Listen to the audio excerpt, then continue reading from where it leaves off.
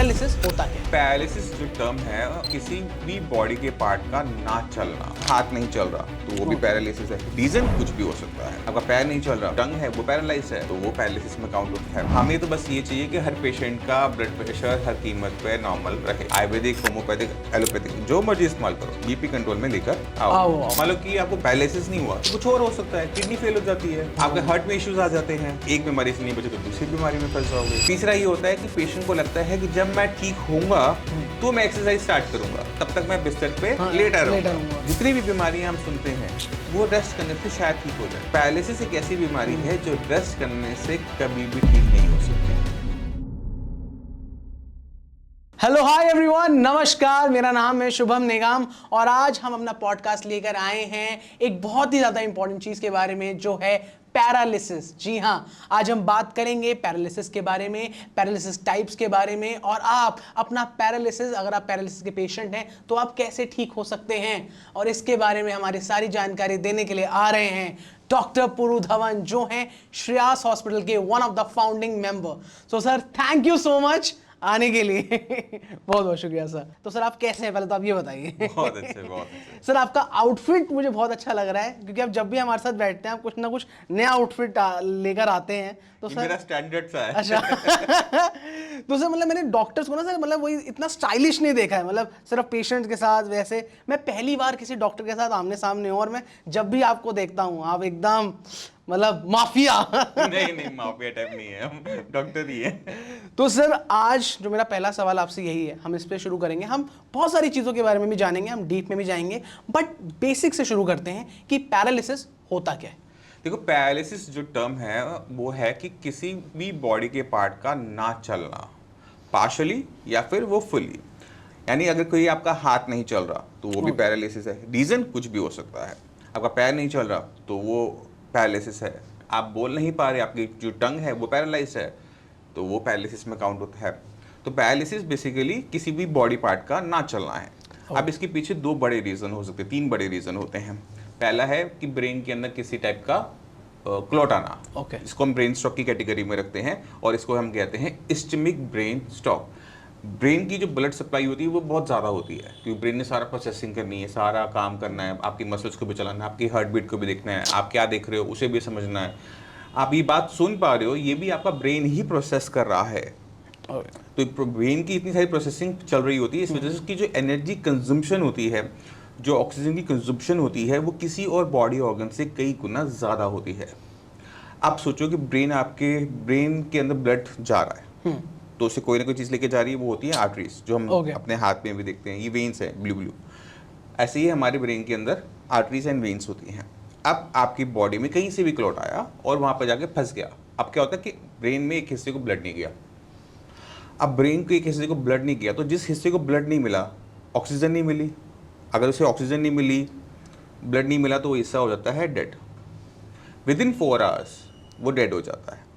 अब जब वो हिस्सा डेड हो गया तो वो जो काम करता था वो अब नहीं कर पा रहा। ठीक है, तो उस कंडीशन को हम कहते हैं इस्केमिक ब्रेन स्ट्रोक। इसी तरह से हेमरेजिक होता है। मान लो कि आपका बीपी बहुत हाई था, इतना हाई था कि ब्रेन के अंदर कोई आर्टरी आपकी ब्रस्ट कर गई और ब्रेन के अंदर ब्लड लीक आउट हो गया। अब जब ब्रेन के अंदर ब्लड लीक आउट हुआ तो उस एक एरिया में वो स्पिल हो गया, फैल गया ना, तो वो एरिया डेड हो जाता है। ब्लड भी नहीं पहुंच पाया क्योंकि वो तो पहले ही बाहर हो गया था। तो वो एरिया जो डैमेज हुआ उसकी वजह से दोबारा से हमें सेम चीज़ देखने को मिलेगी कि जिस हिस्से को नुकसान हुआ है वो जो काम करता था वो नहीं कर पाएगा। तो ये हो गया आपका पहले दो रीज़न जी, और 80-90% केसेस यही होते हैं। तीसरा जो सबसे बड़ा रीज़न हमें देखने को मिलता है वो है आपकी स्पाइनल कॉर्ड पे किसी टाइप की इंजरी हो जाना। मान लो कि आप पेड़ से गिर गए, रीढ़ की हड्डी पे चोट लगी, रीढ़ की हड्डी पे जहाँ चोट लगी उसकी नीचे का हिस्सा पैरालाइज हो जाता है। सिग्नल ब्रेन से तो आया, उस पॉइंट तक तो गया जहाँ पर आपको चोट लगी थी, बट उससे नीचे नहीं जा पाएगा तो आपका नीचे का हिस्सा पैरालाइज होना। अब इसमें हमें पता नहीं लगता कि मोशन आ रही है नहीं आ रही, यूरिन आ रहा है नहीं आ रहा। तीसरा जो सबसे बड़ा रीज़न हमें देखने को मिलता है वो अक्सर होता है कि किसी टाइप की आपने इंसेक्टिसाइड पॉइजनिंग की वजह से भी हमें पैरालिसिस देखने को मिलता है और अक्सर वो पूरी बॉडी पर होता है।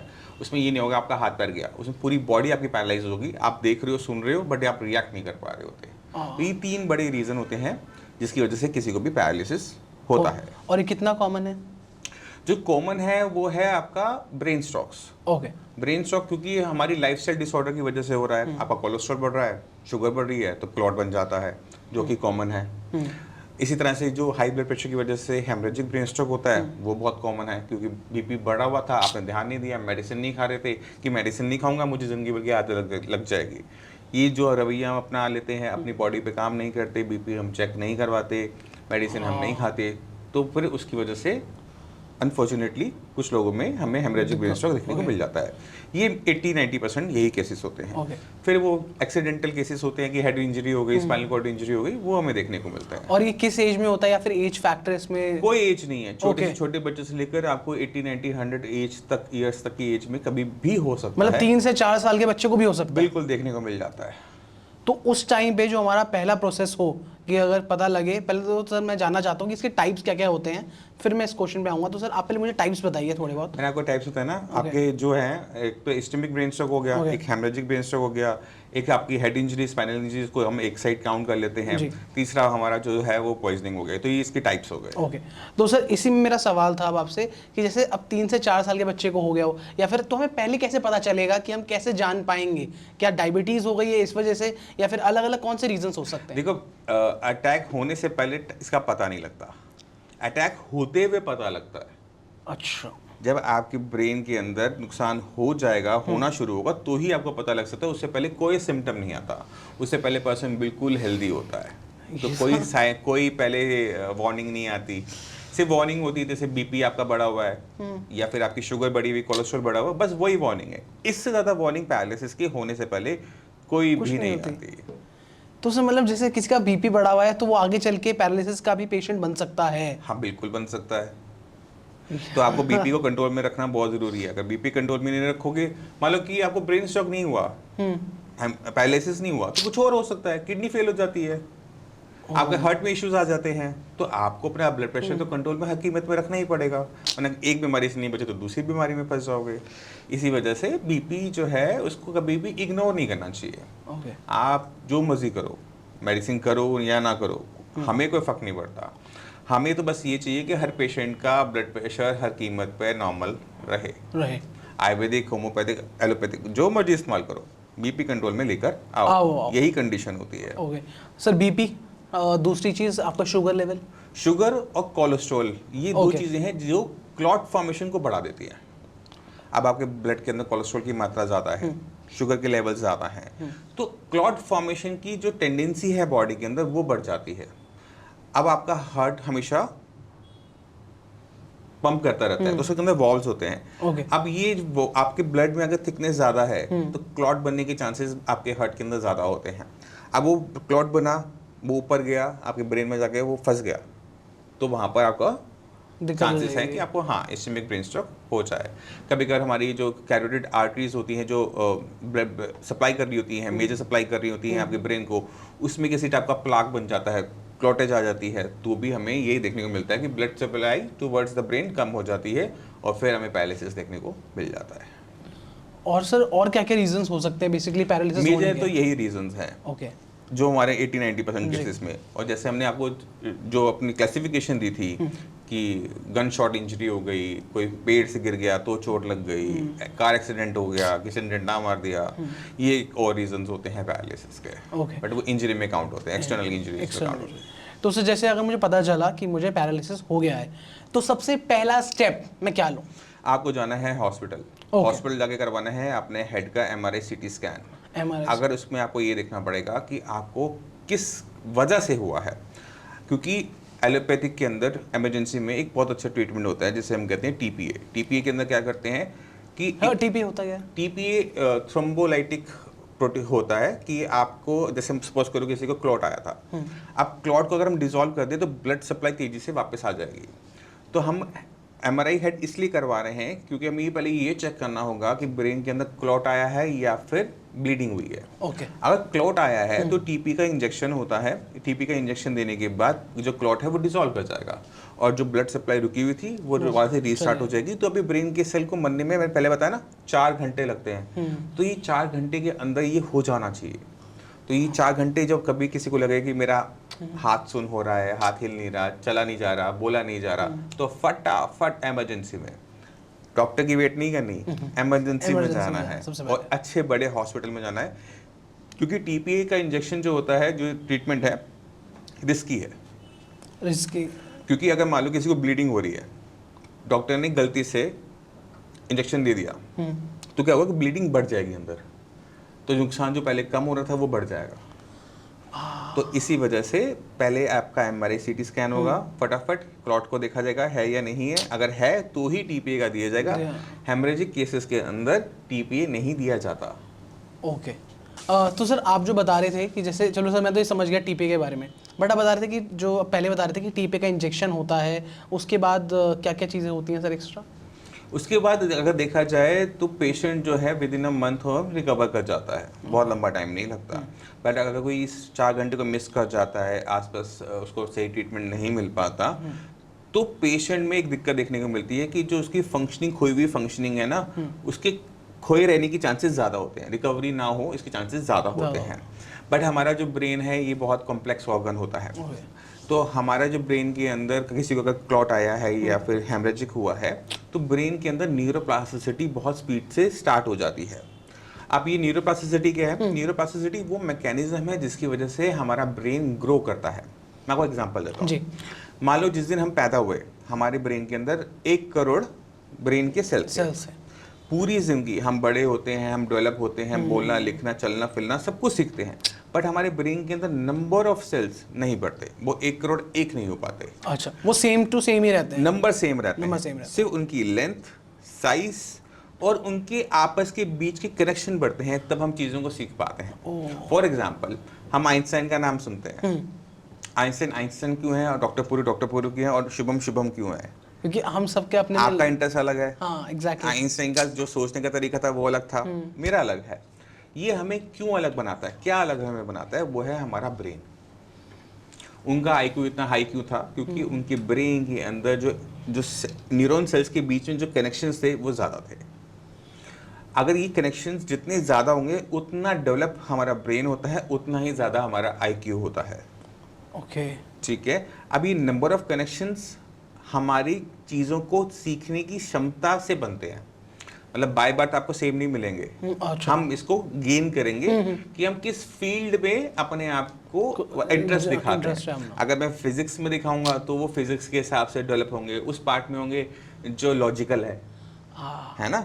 अब आप एक आर्टिस्ट हो, अब आर्टिस्ट के क्या होता है, वो क्रिएटिव होता है, क्रिएटिविटी। तो क्रिएटिव माइंड के अंदर वो कनेक्शन ज़्यादा बन रहे होंगे कि चीज़ों को देखने की, उसको अलग तरीके से परखने की आपकी नॉलेज बढ़ रही होगी। आप फिजिक्स में अच्छे नहीं होंगे बट आप क्रिएटिव पार्ट में अच्छे होंगे। तो इसी तरह से हमारी ब्रेन की जो डेवलपमेंट होती है वो बाय चॉइस होती है, बाय चॉइस, बाय नेचर नहीं होती है। नेचर ने आपको रॉ मटेरियल दे रखा है, अब वो बाय चॉइस चल रही है। ठीक है, कुछ हाँ जेनेटिक फैक्टर्स होते हैं, उसको हम पूरा इग्नोर नहीं कर सकते, बट फिर भी वो बाय चॉइस होती है। तो अब हमने क्या किया, किसी को क्लॉट आया था, नस फटी थी, ब्रेन के अंदर नुकसान हुआ था। अब ये जो प्रोसेस बचपन में हुआ था ना, ब्रेन की डेवलपमेंट, वो दोबारा से स्टार्ट हो जाती है। तो हम क्या देखते हैं कि जो पैरालिसिस का पेशेंट है, पहले 6 मंथ्स में बहुत अच्छी इंप्रूवमेंट दिखाता है। पहले वो चल नहीं पाता था, बोल नहीं पाता था, बैठ नहीं पाता था, तो विद इन 3-4 मंथ 5 मंथ्स वो पेशेंट थोड़ा बहुत चलना, थोड़ा बहुत हाथ हिलाना, बोलना सीख कर देता है। प्रॉब्लम होती है उस 6 महीने की बीत जाने के बाद, यानी जिस दिन आपको अटैक हुआ था उसके 6 महीने बीत जाने के बाद। अब आप जो मर्जी कर लो, जो मर्जी फिजियोथेरेपी कर लो, जो मर्जी मेडिसिन खा लो, जो मर्जी जगह पे चले जाओ, आपको इम्प्रूवमेंट नहीं देखने को मिलेगी। और उससे पहले सब कुछ इम्प्रूवमेंट मिल रही थी। हाँ। अब किसी का भी हाथ लग रहा था, मैंने ठीक किया, मेरे उससे आराम आ गया। नहीं, उससे पहले क्योंकि ब्रेन में न्यूरोप्लास्टिसिटी चल रही थी इसलिए आप ठीक हो रहे थे। अब इस 6 महीने बाद अब किसी का भी हाथ लगेगा, इंप्रूवमेंट नहीं आएगी क्योंकि ब्रेन के अंदर न्यूरोप्लास्टिसिटी बंद हो चुकी है।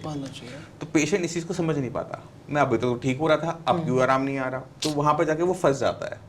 और 6 मंथ बहुत लंबा टाइम पीरियड होता है, छोटा पीरियड तो होता नहीं है। तो पेशेंट कहीं ना कहीं डिप्रेस भी हो जाता है कि यार मैं तो सब कुछ कर रहा हूँ, मेडिसिन भी खा रहा हूँ, एक्सरसाइज भी कर रहा हूँ, मेरी इंप्रूवमेंट आ ही नहीं रही है, वो वहाँ पर जाकर परेशान हो जाता है। तो सर उसके लिए फिर उसको जैसे बेस्ट, जैसे आपने बताया कि हॉस्पिटल में जाओ, ठीक है, अच्छे डॉक्टर से इलाज करवाओ, फिर जो जैसे सर अब उसने मेडिसिन वगैरह दी वो सब खाओ, और हम क्या कर सकते हैं अपनी डेली रूटीन में कि लाइक जैसे मुझे पैरालिसिस हो गया है और मुझे डॉक्टर ने मतलब सब बता दिया है, मेरा इलाज भी हो रहा है, पर उसके साथ साथ जो बीच में मेरा मन करता है ना कि अरे यार ठीक होगा नहीं होगा, मैं उस कश्मकश में हूँ, तो उसमें क्या करा जाए? देखो, आपको ना अपनी बीमारी को पहले समझना पड़ेगा। जी। पहले आपको ना हर एक पैथी के बीच में जो कमियां उनको भी अंडरस्टैंड करना पड़ेगा। तो मैं हमेशा अपने पेशेंट को कहता हूँ कि आप जो मेडिसिन खा रहे हो ना, उसका प्रिस्क्रिप्शन निकालो। एक एक मेडिसिन को ना खुद ब खुद सर्च करो गूगल के ऊपर, तो वो क्या काम करती है ये तो पता लग जाएगा आपको।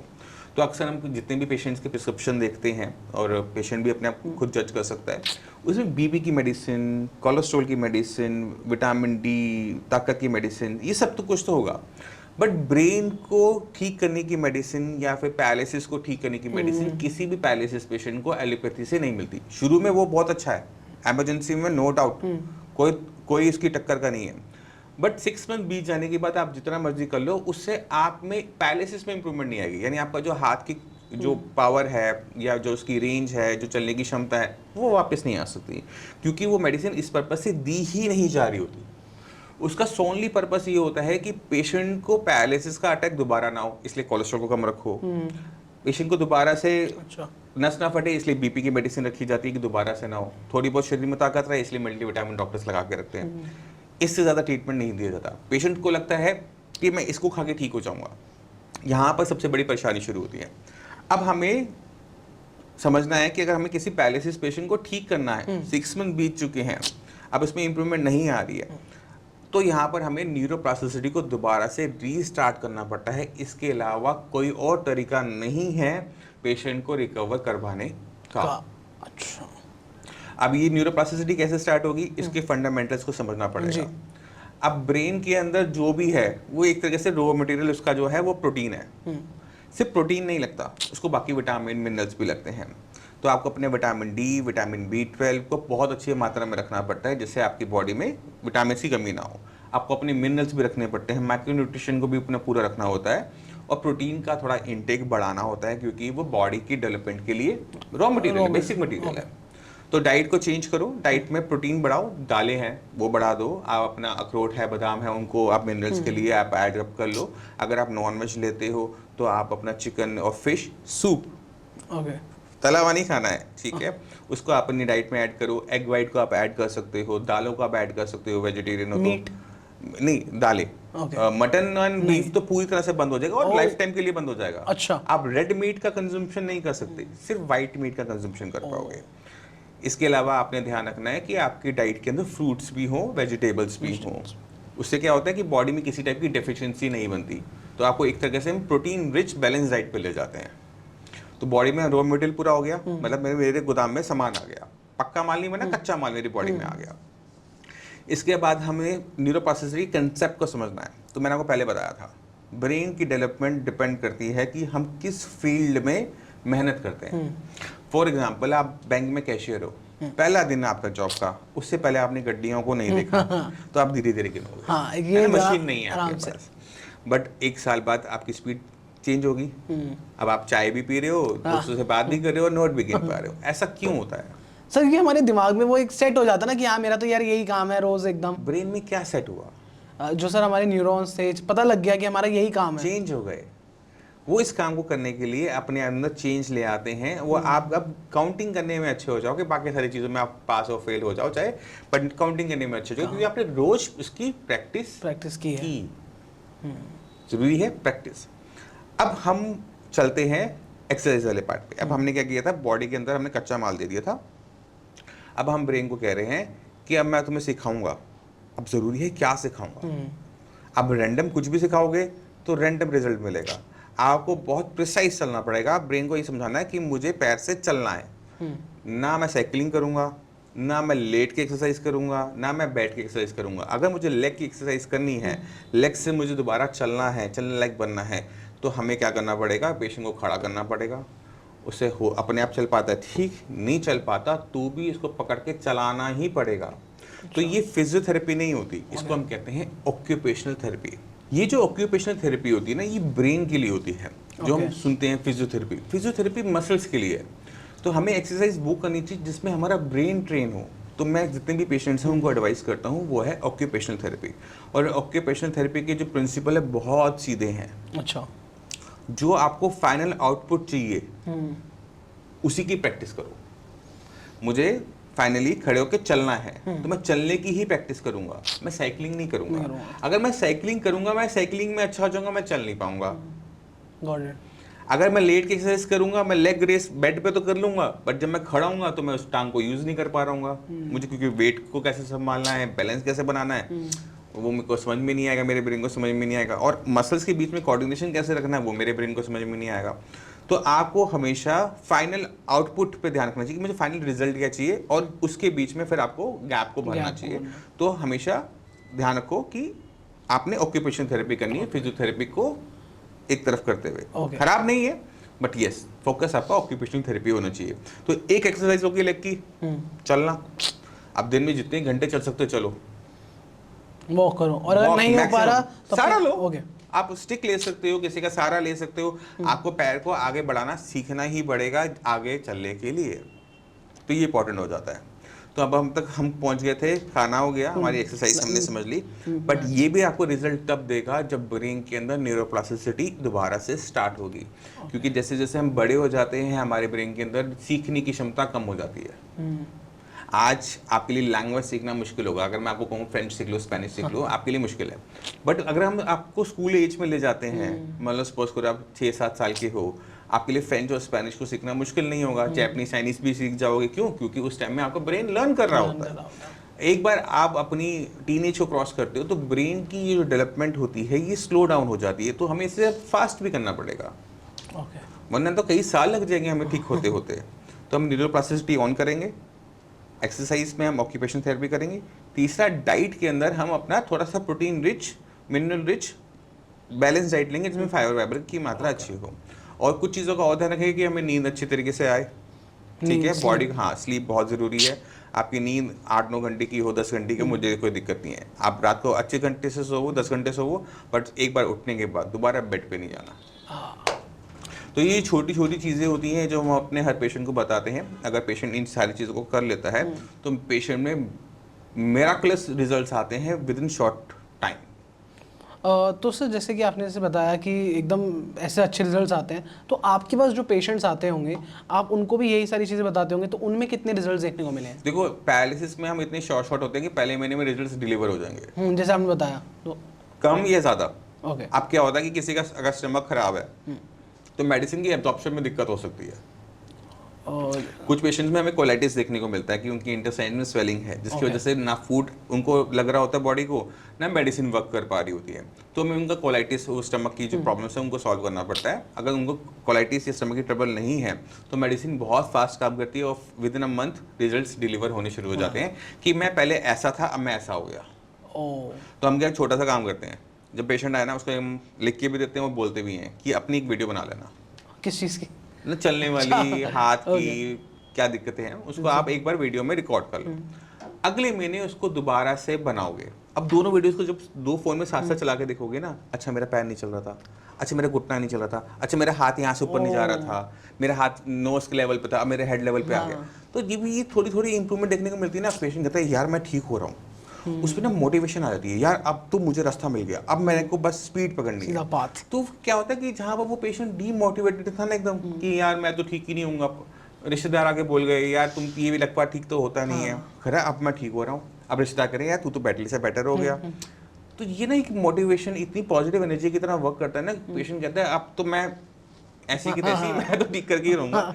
तो वो जब पेशेंट आके में सेकंड मंथ मिलता है ना, वो कहते हैं यार डॉक्टर साहब आपने मतलब चेंजेस आ गए और मुझे सुधार हो गया। अपना रिश्तेदार भी बोल रहे, मेरी मम्मी भी बोल रही है अब ठीक हो जाएगा। तो हमें लगता है यार हाँ हमने कुछ अच्छा काम किया है। तो हमारे जो कंसेप्ट हैं बहुत सिंपल से हैं। आप इसके अलावा ब्रेन के साथ या पैरालिसिस पेशेंट ब्रेन स्ट्रोक के अंदर कुछ नहीं कर सकते। यही आपके पास यही ट्रीटमेंट है, इसके अलावा कुछ भी नहीं है और कोई चांस ही नहीं है कि आपका कोई और तरीके से आप। कुछ लोग सोचते हैं कि हम क्लॉट आया था ना, क्लॉट को डिसॉल्व कर देंगे ठीक हो जाएंगे। हाँ वो तो मेन ही पार्ट। हाँ मतलब एक लेमन कैसे सोचेगा कि क्लॉट है, क्लॉट को हम डिसॉल्व कर देंगे, खून को पतला कर लेंगे, डिसॉल्व हो जाएगा। तो हर महीने ना MRI करवाते रहते हैं। अब उनको समझने की जरूरत है कि जब क्लॉट कहीं पर आता है, ब्लड नहीं पहुंचा है, तो पहले 4 घंटे ब्रेन के सेल मर गए। अब वो क्लॉट वहां पे रहे या ना रहे, उससे उनकी बॉडी में कोई बदलाव नहीं होगा अब, क्योंकि जो नुकसान होना था वो तो हो चुका। कि अब आप प्रॉपर ट्रीटमेंट ही लो। अब आपको सोचना पड़ेगा कि ब्रेन के नुकसान की मैं भरपाई कैसे करूं, क्योंकि न्यूरॉन जो सेल्स होते हैं जिससे हमारा ब्रेन बना होता है, एक बार मरने के बाद वो रीजनरेट नहीं हो सकते। अच्छा, ये बहुत सारे हमारी बॉडी में सिर्फ एक लीवर है जो रीजनरेट कर सकता है, इसके अलावा बॉडी का कोई भी सेल, कोई भी टिश्यू मरने के बाद रीजनरेट नहीं कर सकता।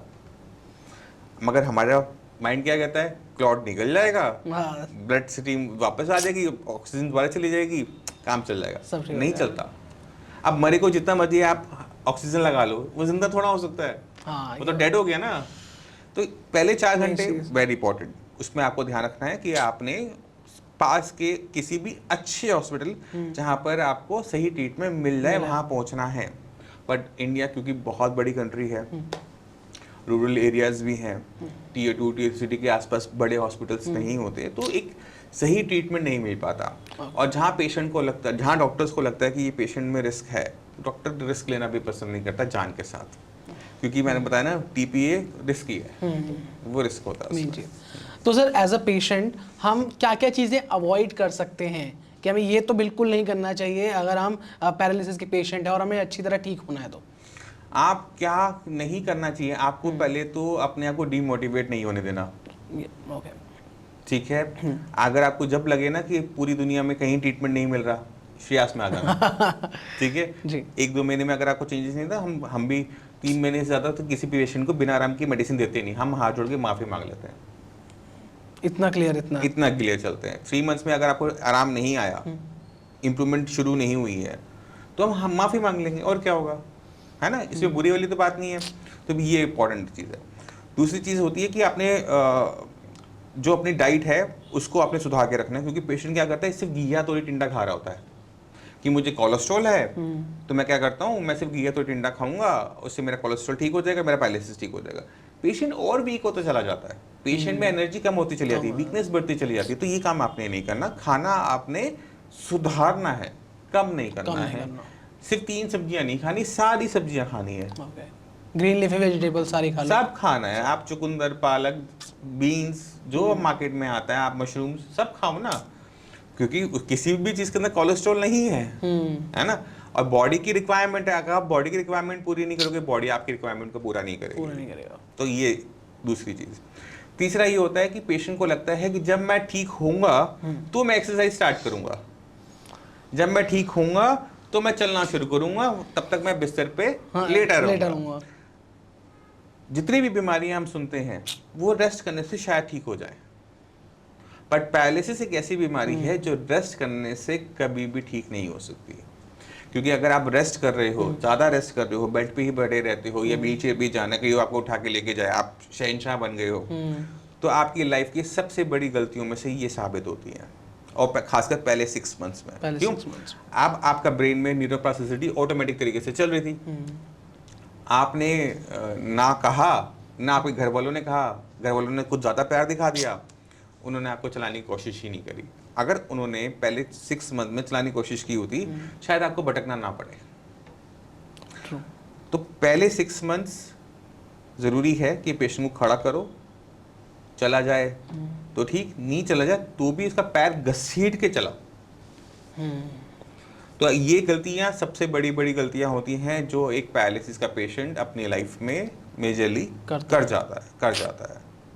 सर जैसे हमने देखा कि अभी जो एक्सीडेंट हुआ था एक बहुत बड़े क्रिकेटर हैं ऋषभ पंत का, और वो 1 साल में ही 1-1.5 साल में ही एकदम बढ़िया ठीक ठाक हो गए हैं, और उनका एक्सीडेंट हम सबने देखा था कितना हॉरिफाइंग था।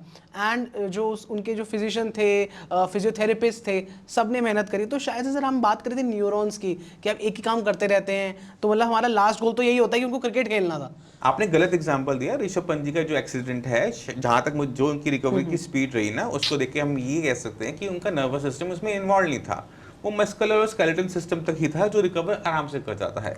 नर्वस सिस्टम की दिक्कत क्या है कि एक बार वहाँ पे सेल मर गए, वो रिकवर नहीं कर सकते। क्योंकि हमारा जो नर्वस सिस्टम है बहुत डीप होता है, उसके आसपास उसकी प्रोटेक्शन लेयर्स हैं, मसल्स हैं, फैट है, टेंडन्स हैं, बोन्स हैं, तो इतना आसान नहीं है नर्वस सिस्टम को डैमेज करना एक्सीडेंट से। बट अगर वो हो जाए तो रिकवरी मुश्किल है। ओके, तो ये मेन फैक्टर रहता है। हाँ हाँ। तो सर मुझे बताइए, जैसे आपने ये तो बता दिया कि बट सर आयुर्वेदा कितना ज़्यादा आपकी हेल्प करता है? सर एलोपैथी सर हर कोई डॉक्टर के पास जाता है, ठीक कराता है अपने आप को, बट आयुर्वेदा क्या अलग कर रहा है इसके अंदर? देखो आयुर्वेदा में क्योंकि मेडिसिन 4000-5000 साल पुराने से डेवलपमेंट होती आई है, तो जो डेवलपमेंट की एज है वो पुरानी लंबी है। एलोपैथी से एलोपैथी अभी कुछ 100 साल पहले शुरू हुई है, वो 4000 साल पुरानी है। तो जो development year on year, generation to generation होती आई है ना, तो अब जो मेडिसिन हम श्रेयास में रखते हैं, हम बहुत ज़्यादा उसको फास्ट डिलीवरी रखते हैं, क्योंकि आयुर्वेद को बहुत स्लो माना जाता है। तो अब हमारे लिए इसलिए हम ये कोशिश करते हैं कि फर्स्ट मंथ में पेशेंट को रिजल्ट्स डिलीवर हो जाए, इंप्रूवमेंट उनमें आ जाए। और इंप्रूवमेंट लाने के लिए हमें ब्रेन में काम करना पड़ता है। अब ब्रेन के अंदर क्या होता है कि ब्रेन की जो ब्लड सप्लाई होती है ना, वो नॉर्मल ऑर्गन्स की तरह नहीं होती। ब्रेन के अंदर क्या होता है, ब्लड ब्रेन बैरियर होता है, यानी आपका बॉडी का ब्रेन का जो ब्लड है वो डिफरेंट चलता है, और उसके बीच में एक बैरियर होता है। तो किसी भी मेडिसिन को ब्रेन तक पहुंचने के लिए इस बैरियर को क्रॉस करना पड़ता है, तब जाके वो ब्रेन में काम कर पाएगी। तो किसी भी मेडिसिन के लिए वो इतना फाइन और तो इतना पावरफुल होना पड़ता है कि वो उस बैरियर को क्रॉस कर सके। तो आयुर्वेद में जो हम सुनते हैं कि ये स्वर्ण भस्म है या फिर वो चांदी की भस्म है, क्योंकि उनके जो पार्टिकल्स होते हैं वो इतने फाइनली बनाए जाते हैं कि वो इस चीज़ को आराम से क्रॉस कर जाते हैं। तो इसी वजह से हम आयुर्वेद में जो इसके रिजल्ट्स हैं पैरालिसिस के, वो ज़्यादा अच्छे हैं। इमरजेंसी में एलोपैथी के अच्छे हैं। ओके। तो हर एक पैथी की अपनी पावर और अपनी वीकनेस है। तो हमें कब कौन सी पावर यूज करनी है, कौन सा हथियार यूज करना है, वो डॉक्टर्स को तो पता होता है, पेशेंट को भी थोड़ा पता होना चाहिए कि अगर इमरजेंसी है गो फॉर एलोपैथी। अगर आप एक बार क्रॉनिक में कन्वर्ट हो गए हो, ट्रीटमेंट नहीं मिल रहा, आराम नहीं आ रहा, तो एक बार आप श्रेयास आओ और उसके बाद रिजल्ट्स देखो। ओके। बस।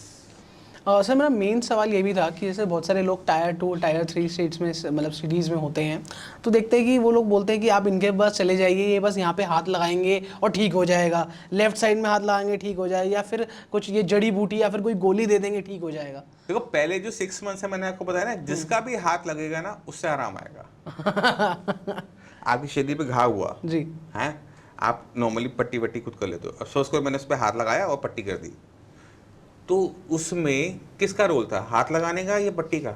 सर जो पट्टी हुई है दोनों गलत है। बॉडी का था, बॉडी अपने आप हील अप करती है, पट्टी ने उसे साफ रखा, मक्खियां नहीं बैठी, इन्फेक्शन नहीं हुआ, हाथ ने कुछ नहीं किया तो बॉडी ने ना, जख्म अपने आप भरा ना, हड्डी भी अपने आप जुड़ती है।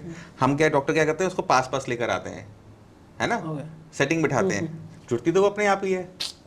तो इसी तरह से पैरालिसिस के अंदर यानी ब्रेन स्ट्रोक के अंदर जो नुकसान हुआ था उसकी भरपाई पहले 6 महीने में बॉडी अपने आप ही करती है।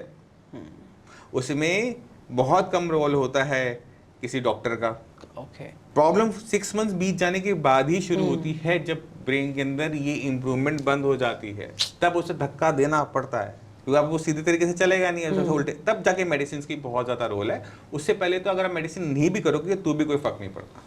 ओके। क्योंकि इंप्रूवमेंट हो रही है ना, तो उस फेज को आप स्पीड अप कर सकते हो with the help of medicine, वो ना रुके ये कर सकते हो, बट इंप्रूवमेंट उस फेज में होगी ही होगी, ये गारंटेड होता है ऑलमोस्ट। तो सर मेरे तो अब सवाल खत्म हो चुके हैं, अब मैं चाहता हूं कि ऑडियंस सवाल पूछे, और जब भी हम नेक्स्ट पॉडकास्ट बनाएंगे तो मैं ऑडियंस को बोलूंगा कि आप इस पॉडकास्ट के अंदर जो कमेंट सेक्शन है उसमें आप अपना जो जितने भी सारे सवाल हैं आप पूछ सकते हैं डॉक्टर सर से, एंड हम उसको अगले पॉडकास्ट में ज़रूर कवर करेंगे। And sir thank you so much, आप अपना टाइम निकाल कर आए। बाकी सर मैं चाहता हूं कि एक छोटी सी बात अगर आप ऑडियंस को बोल सकें तो हमारे लिए बहुत बढ़िया हो जाए। Regarding what? पैरालिसिस। देखो पैरालिसिस के फंडामेंटल्स को आपको समझना जरूरी है। कोई भी चीज़ आप जाने अनजाने में जो गलतियां आपने की उसे आप भूल जाओ। आपको अपने खाने का ध्यान रखना है, आपको अपने एक्सरसाइज का ध्यान रखना है, और आपने अपने हाथ पैर पे फोकस नहीं करना, आपने सारा का सारा फोकस अपने ब्रेन पे करना है, क्योंकि प्रॉब्लम वहीं पर आई थी, वहीं पे क्लॉट हुआ था, वहीं पर आपकी ब्रेन हैमरेज हुआ था। जब तक आप उस एरिया के नुकसान को कंपनसेट नहीं करते, न्यूरोप्लास्टिसिटी स्टार्ट नहीं करते, आपको अपने हाथ पैर के अंदर इंप्रूवमेंट देखने को नहीं मिलेगी, नहीं मिलेगी और नहीं मिलेगी। तो आपको अब अपने आप को बदलने की, अपने आप को समझने की ज़रूरत है सबसे पहले। तो इसलिए दोस्तों अच्छे डॉक्टर के पास जाएं और पुरु सर के पास आए श्रेयास के अंदर, और आपसे मिलते हैं हम बहुत ही जल्द। और अब नेक्स्ट पॉडकास्ट हम लेकर आएंगे आप सबके लिए बहुत ही ज़्यादा जल्दी। आप बस ऐसे ही प्यार देते रहिए। Thank you so much.